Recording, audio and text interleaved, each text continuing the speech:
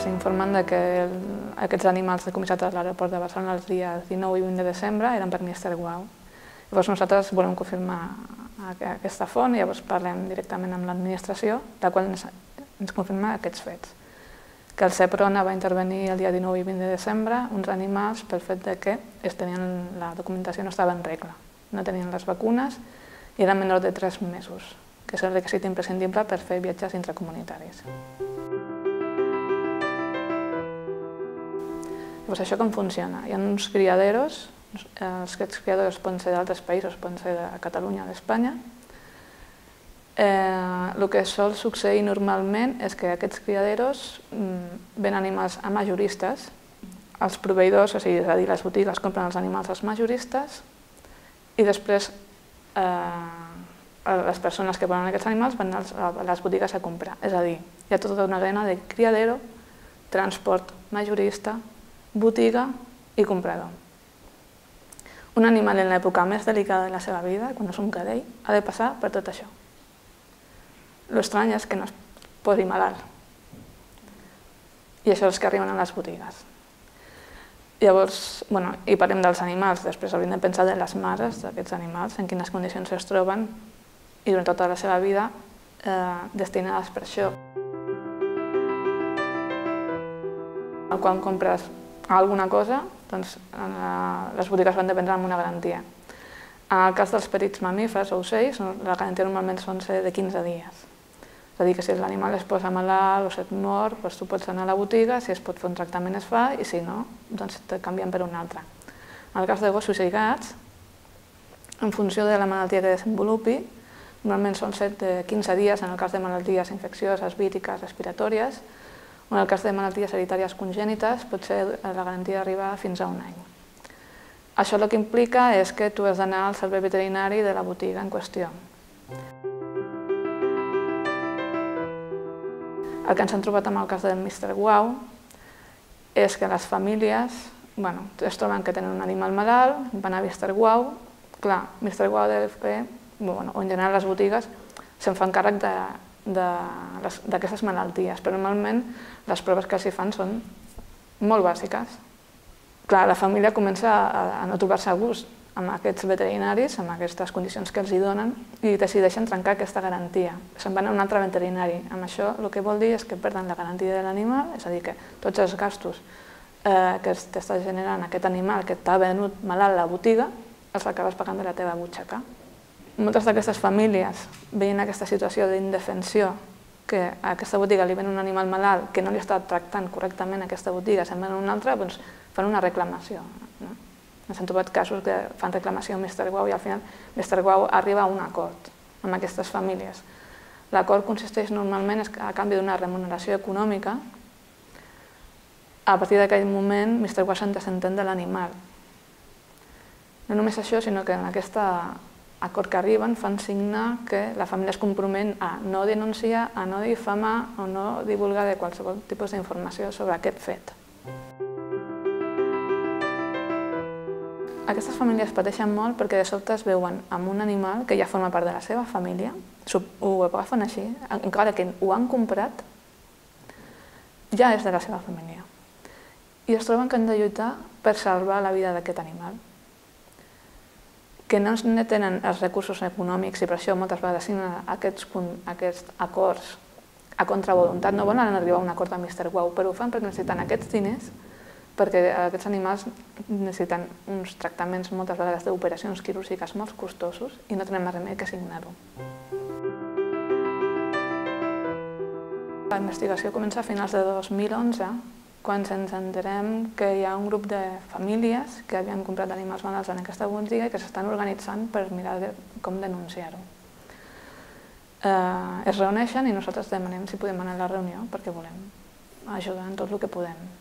I doncs a partir d'aquí ens organitzem per començar a recabar tota la informació que es necessita per fer aquest tipus de denúncia i mirem de trobar més famílies disposades a denunciar. I això al final culmina en la denúncia col·lectiva que vam fer amb 9 famílies denunciants i que aconseguim que la Generalitat sancioni 8 infraccions greus de la Llei de Protecció d'Animals i una sanció que és ridícula, però és un primer pas d'aconseguir No obstant això, nosaltres abans ja havíem detectat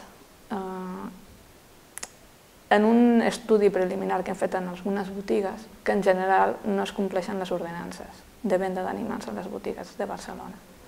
Un animal a una botiga hauria de tenir un lloc, qualsevol tipus d'animal hauria de tenir un refugi dins de la vitrina o dins de la peixera, dins de la gàbia que estigui, un refugi on poder amagar-se de la vista de les persones que són les botigues. És a mode d'exemple, això no es compleix.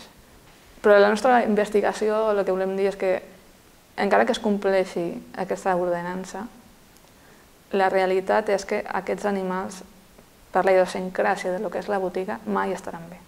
Mai es podrà complir la llei de protecció dels animals amb aquest circuit que comentava abans de compra-venda. I és el que volem fer reflexionar a la societat, no? Què vol dir? Que els animals, la societat catalana ha dit legítimament, a través del seu Codi Civil, que són éssers sensibles que hem de protegir, què implica que se'ls pugui comprar i que se'ls pugui vendre. Vam fer aquesta primera col·lectiva amb 9 casos, dels quals es van sancionar 8. El 27 de desembre vam presentar una altra denúncia amb 2 casos més i ara estem recopilant. Hem posat denúncies a altres botigues, però per altres motius, com perquè no compleixen l'ordenança de Barcelona, perquè els animals estan assignats dins de la botiga, o perquè no compleixen normatives, per exemple, els ocells no poden estar juntament amb els petits mamífers, perquè els petits mamífers són molt delicats, necessiten silenci i moltes botigues els tenen tots barrejats. Hem fet denúncies en aquest sentit.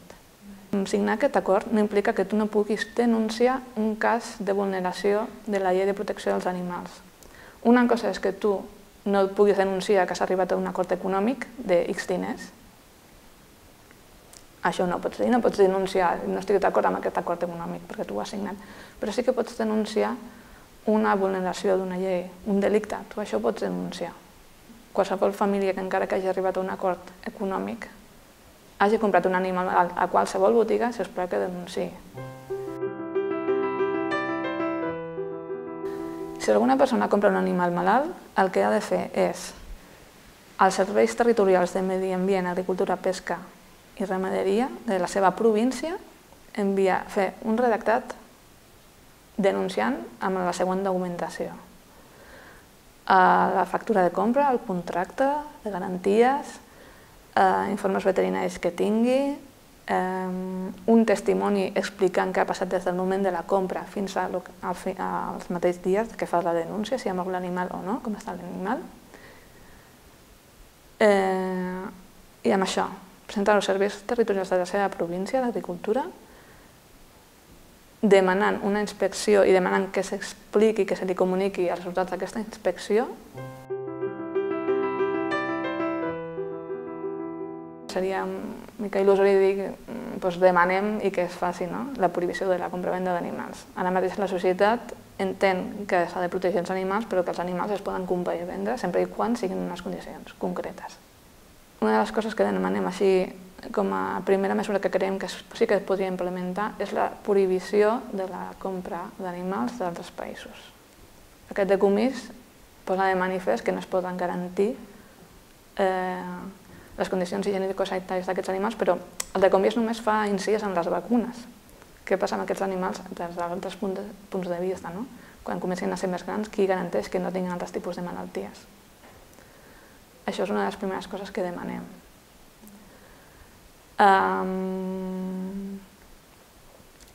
Aquesta investigació també ens posa de manifest, quan hem mirat buscar alternatives, donar solucions, donar propostes, hem mirat altres països. En altres països ja la pròpia llei municipal ha arribat a la conclusió que els animals a les botigues no estan bé, mai podran estar bé, es posen malalts. I llavors directament han prohibit la venda d'animals a botigues de gossos i gats. I moltes botigues han optat per reconvertir-se en centre d'adopcions, que col·laboren amb les protectores locals. Aquesta idea realment és magnífica perquè, per un costat, aquí el que està succeint és que es venen molts animals, es crien molts animals, i per l'altre costat s'abandonen molts animals i les protectores estan a rebentar. Això és una situació esquizofrènica que la societat ha de veure. I I creiem que aquesta sinergia de les botigues, que continuaran tenint uns recursos econòmics, uns guanys amb la venda d'accessoris pels animals, serveis veterinaris, etc. I a més fent un servei social a la comunitat com és la de donar animals en adopcions. És un problema global, és a dir, és tan global que tu aquí pots comprar un animal als Estats Units, a la República Txeca o d'Àfrica. Molts animals de reptils venen d'Àfrica, per exemple. Mr. Wow l'hem agafat com a exemple, a més és una botiga que en realitat dona molta aparença i la gent pensa que va a un lloc que li dona garanties. La gent realment vol comprar un animal en condicions pensant que estarà ben criat, ben cuidat i va a Mr. Wow perquè dona aquesta aparença. I a més ven tant volum d'animals, més de 30.000 animals a l'any, no? Que llavors, doncs, pot ser que tingui tots els números perquè amb ell venguin més animals menors, però és un problema generalitzat. Hem denunciat altres botigues a Barcelona, ens han arribat queixes de Catalunya, d'altres criadors, però com he dit abans, si a països com a Canadà o a Estats de Califòrnia s'ha prohibit la venda en botigues, és perquè això és un problema generalitzat. Això passa a tot el món. Per què? Per el que he dit abans. Perquè tot és una cadena de producció, és com si fessin sabates. És una cadena de criador, majorista, transport, proveïdor, comprador, i que és impossible que en una època, en l'etapa més delicada de la vida d'un animal, no es posi malalt. Llavors, aquí està el problema, és a dir, hem d'anar canviant sensibilitats locals, però hem de pensar que el problema és global, és totalment global.